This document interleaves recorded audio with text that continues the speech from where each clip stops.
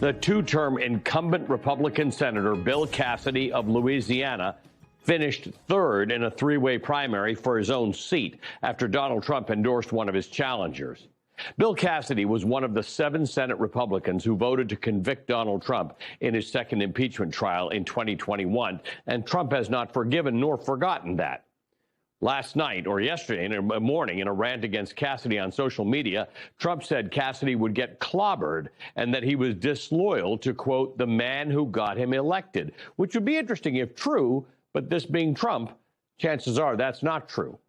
Cassidy was first elected to the House in 2008, well before Donald Trump was elected, and to the Senate in 2014, well before Donald Trump was elected. Trump did not get Cassidy elected, but Cassidy is an interesting character.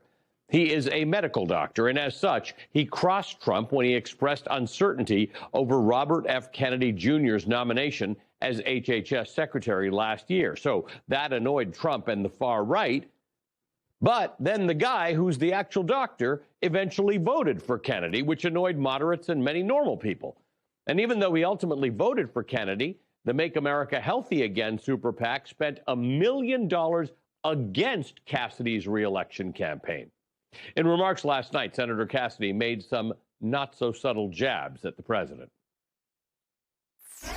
When you participate in democracy, sometimes it doesn't turn out the way you want it to. But you don't pout, you don't whine, you don't claim the election was stolen, you don't find a reason.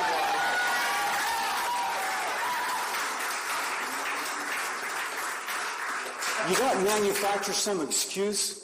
You thank the voters for the privilege of representing the state or the country for as long as you've had that privilege. And that's what I'm doing right now. A rare speech from a Republican these days. Trump endorsed Julia Letlow. She's going to move ahead. And Louisiana Treasurer John Fleming is also going to advance to the runoff, which will now take place in June. Joining me now is MS Now congressional reporter Michael Schnell, who is in Baton Rouge, Louisiana.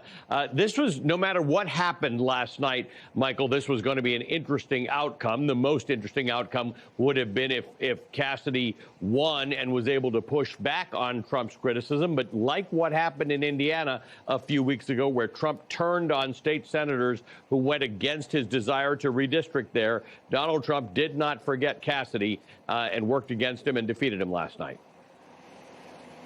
Yeah, and Allie, remember, this was a vote that happened 5 years ago, more than 5 years ago at this point. That vote that really began the rupture between President Trump and Bill Cassidy was his decision to vote to convict Donald Trump after his impeachment following that January 6th attack on the Capitol. And then those tensions were inflamed earlier in 2025 when Bill Cassidy had expressed support for vaccines, a pushback on RFK Jr. and his vaccine skepticism. And it really hit a place of no return last month when President Trump unleashed on Bill Cassidy on Truth Social, calling him a very disloyal person when he had opposed Casey Means to be the next Surgeon General. So the big question was really whether or not Bill Cassidy would make it to the runoff, because even if he did make it to the runoff, you have these two Trump-aligned candidates who would likely combine their votes at the end of the day and oust Bill Cassidy. But there was a question of how much appetite within the party in such a red state like Louisiana that voted for President Trump in all 3 previous presidential elections.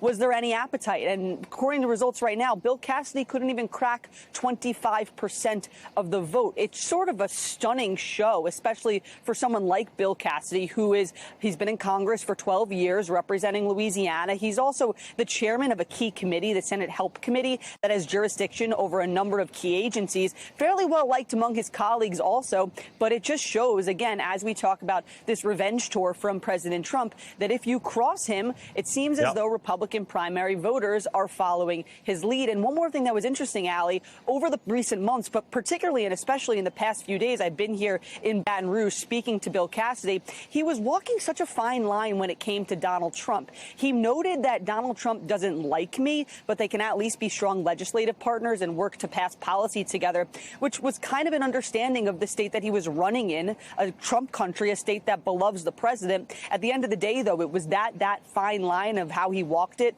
that policy argument just wasn't enough for these Republican primary voters. And then when the results were in, we finally started to hear some of these veiled swipes at the president. fine lines near the middle of the road are not working for Republicans in this primary season. Michael, thanks for your reporting. We appreciate it. MS Now's Michael Schnell in Baton Rouge, Louisiana.